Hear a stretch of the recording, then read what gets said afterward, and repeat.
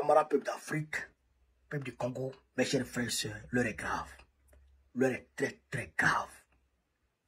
Le M23 et l'Alliance Fleuve Congo ont décidé de façon unilatérale de décréter un cessez-le-feu à Goma.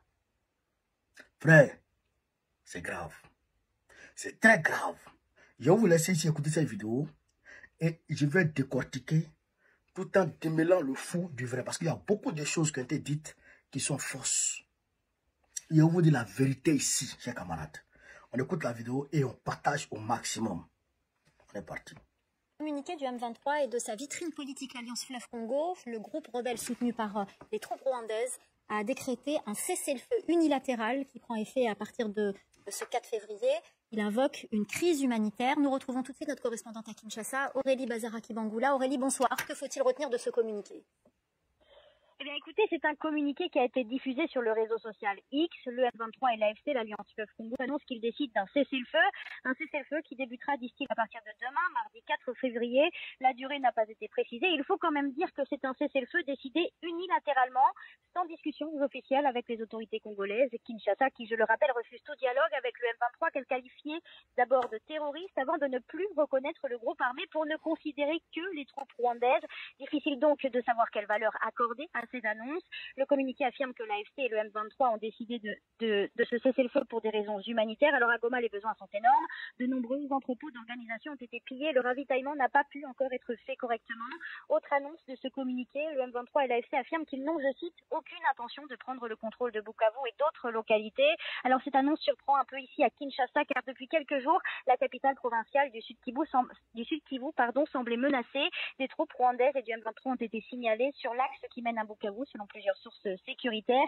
Et les autorités provinciales avaient d'ailleurs organisé une campagne de recrutement volontaire prêt à se battre pour défendre la ville.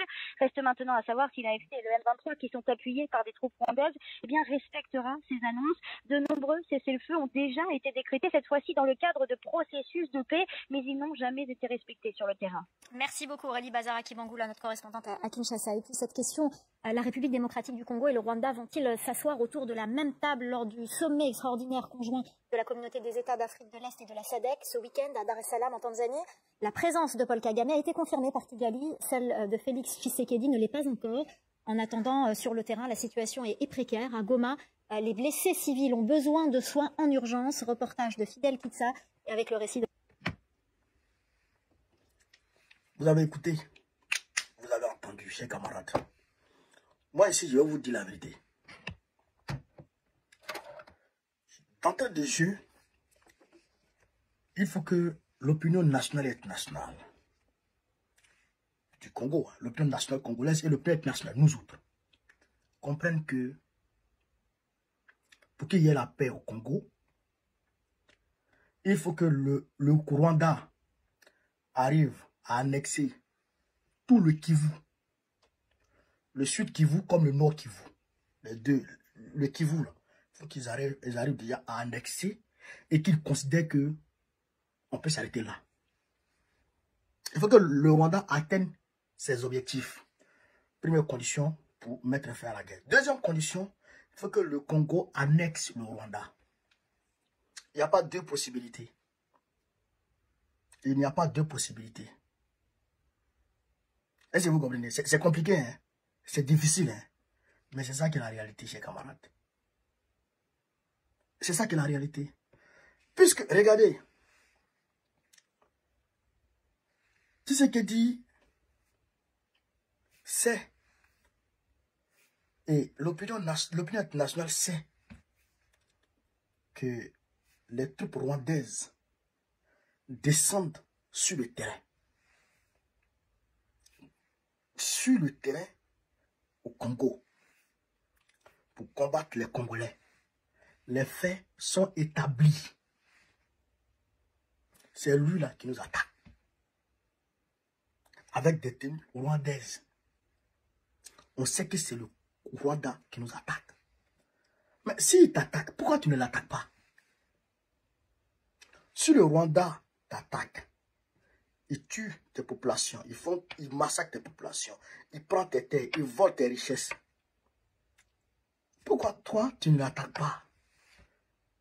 Depuis 30 ans, il t'agresse. Il finit par t'agresser. Pour parler dans pour parler, ça ne marche pas. Pourquoi tu ne l'attaques pas? Parce que Tshisekedi fait partie du complot. Je répète ici, écoutez très bien. Tshisekedi fait partie du complot qui est en train de massacrer le peuple congolais. Tshisekedi, là, il fait partie du complot. Donc, il ne va jamais déclarer la guerre au Rwanda. C'est faux. Il fait partie de la machination. Sinon, s'il ne fait pas partie du complot, il y a longtemps, il a soit déclaré la guerre au Rwanda, et il y a longtemps, il est parti s'armer. Mais son frère de la République africaine a pris la solution. Ce n'est même pas le Sahel. On ne parle pas du Sahel même. On parle de la République africaine. Mais le Rwanda volait les ressources de la République africaine. Le Rwanda qui est là. Le Rwanda et le Burundi, ils volaient en Centrafrique. Mais tu sais, comment il s'appelle là? Touadéra est parti en Russie. Il est parti prendre les Russes pour les envoyer à Kigali, pardon, à Bangui. Et les Russes ont chassé tous les terroristes du Rwanda qui venaient du Tchad, qui venaient de partout. Ils les ont chassés tous. Et aujourd'hui, il y a un calme relatif en République africaine. Et Touadéra est parti encore récemment, il était en Russie. Le mois de décembre, il était en Russie. Il est parti causer avec Poutine pour renforcer le partenariat militaire. Pour amener, on va dire, près de 10 000 soldats russes. Avec les armements qui vont avec. Pourquoi Tshisekedi ne va pas vers la Russie? J'apprends que oui, il y a eu des accords qui ont été... C'est faux. C'est faux. Il n'y a pas d'accord réel militaire entre la Russie et puis la Russie, le Congo qui permet à la Russie de ravitailler en armement le Congo. Ça n'existe pas, c'est faux. Tshisekedi ne va pas le faire. Parce qu'il ne peut pas. Parce que Tshisekedi a été envoyé par les Américains et les Occidentaux. Donc quand ça chauffe, c'est vers ces gens ça ils se tournent. Vous comprenez? Quand ils se tournent vers eux, ils appellent le Rwanda pour dire rappelle tes troupes et puis on va trouver un cessez-le-feu. Donc comme il y a eu des indignations ici et là, les gens ont dit ah faut que le Rwanda arrête ses troupes. Mais le Rwanda arrête ses troupes comment? Goma est déjà tombé au main du M23. Goma est déjà tombé au main du M23. Mais il se retire comment? Il se retire, bon, donc il se retire de Goma ou bien qu'est-ce qui se passe? C'est faux. Goma reste dans leurs mains. Je rappelle que Goma c'est une superficie de 75 000 km². Alors que le Rwanda, c'est 26 000 km². C'est-à-dire que Goma est 2 fois plus grand que le Rwanda complet. Le Rwanda est pauvre en minerais. Le Rwanda est pauvre en minerais. Et le Rwanda, c'est les montagnes. C'est pourquoi on appelle le pays des 1000 collines. Vous comprenez? Le Rwanda, c'est les montagnes. C'est la terre, c'est une terre agricole riche, mais il n'y a pas de minerais. Alors que le Rwanda vend les minerais. Vous comprenez? Et comme le Rwanda fait face à quelque chose de très dangereux, sa démographie, pour une superficie de 26 000 km², le Rwanda a une démographie de près de 14 millions d'habitants. C'est-à-dire qu'il y a une question de surpeuplement au Rwanda. Donc, il faut pallier à ce problème. Pour pallier à ce problème, qu'est-ce que vous faites? Il faut annexer des terres. Vous comprenez? Donc, il faut annexer le Congo. Et ça, c'est un complot qui est ourdi en harmonie avec l'Occident. Vous comprenez ça? Les gens jouent avec cette affaire. Israël, là, c'est comme ça, c'est né. C'est comme ça Israël est né. Des gens sont venus pour dire, ils ont acheté les terres ici et là, côte à côte. Un matin, ils ont planté leur drapeau. Ils étaient à peu près 100 à 200 000 personnes. Ils ont planté leur drapeau. Quand les Arabes se sont révoltés là, les Américains ont envoyé les Arabes, ils ont bombardé.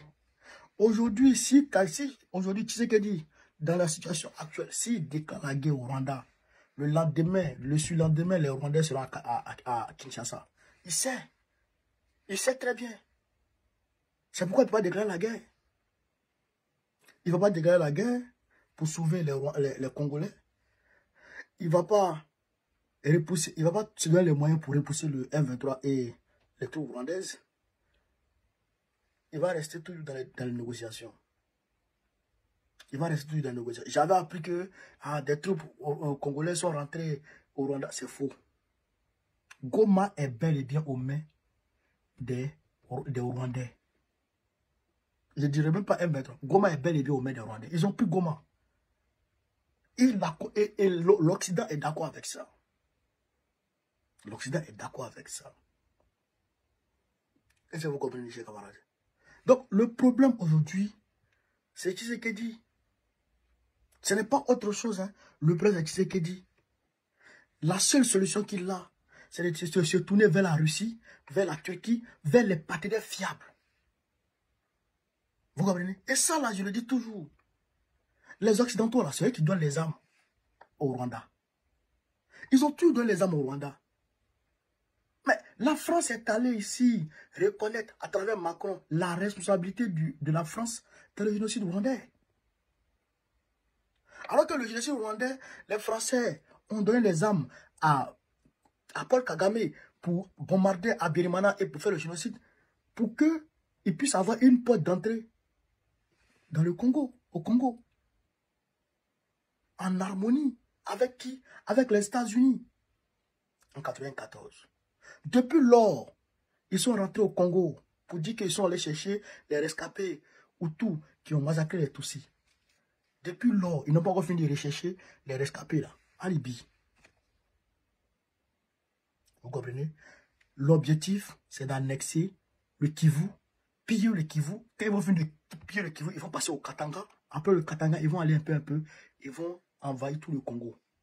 Parce qu'on ne doit pas avoir la paix au Congo. Parce que s'il y a la paix au Congo, eh bien les matières premières seront trop chères. Donc, il faut maintenir la stabilité politique au Congo pour pouvoir piller les matières premières. Voilà la réalité. Donc, si Tshisekedi ne se tourne pas vers les partenaires fiables pour chasser le M23, les troupes rwandaises, ou bien pour annexer le Rwanda, complètement annexer le Rwanda, eh bien, tout ce qu'on fait là, c'est des tapages inutiles. Tout ce qu'on fait là, c'est des tapages inutiles. C'est pourquoi je ne m'associe pas aux manifestants qui encensent Tshisekedi, parce qu'ils n'ont pas compris. Moi, je suis avec les manifestants congolais qui allument Tshisekedi. Parce que c'est lui le problème. Il a mis avec le roi. C'est l'ami intime de Kagame. Tshisekedi que vous voyez là. C'est l'ami intime de Kagame. C'est ça là qui est la réalité. Tout le reste là, c'est à gauche. Tout le reste, c'est à gauche. Voilà. Donc, chers camarades, je tenais à faire cette précision pour expliquer aux gens la réalité. Et il se peut même qu'il aille au sommet. Je ne vais pas au sommet. Il boude, je ne vais pas au sommet. Ils vont toujours faire cette histoire de diplomatie à la con. Cette diplomatie à 2 balles là, ils vont toujours faire ça. Et ça, on ne peut pas l'accepter. Donc, chers camarades d'Afrique, voilà un peu ce que je voulais vous dire sur cette vidéo. Sur ce, je vous demande de partager au maximum, de la mettre partout à travers le monde. Sur ce, vive l'Afrique libre, vive le panafricanisme, vive le peuple panafricain. Babou, président de Côte d'Ivoire, notre prochain. Inch'Allah, on est ensemble.